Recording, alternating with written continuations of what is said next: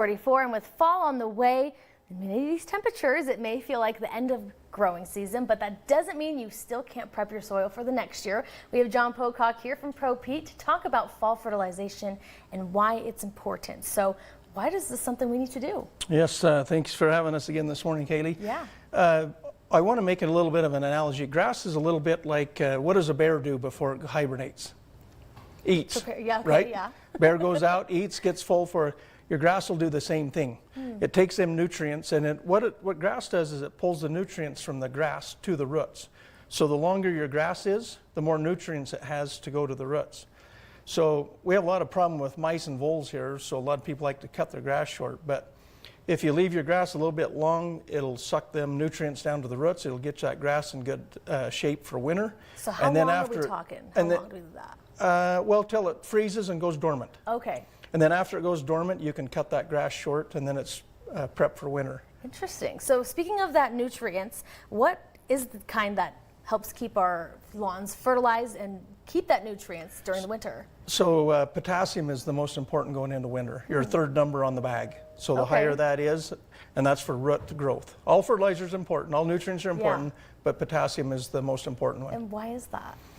Because that's what it actually feeds is the roots. And down so there. It actually sinks down there, gets into the nitty gritty. Yeah, if you're say you're a cattleman and you're grazing cattle, what we found is the taller that grass is going into winter, the better it'll come back in the spring. So that it just affects the health of that grass. Interesting. So you mentioned keeping it nutrient dense with potassium and keeping it a little bit longer. Are there any other tips to making your lawn healthy for the upcoming winter?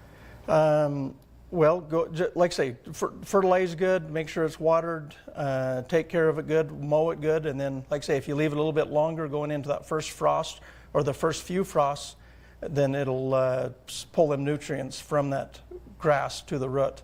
And then after it's dormant, you can mow it a little bit shorter to keep your mice and voles out.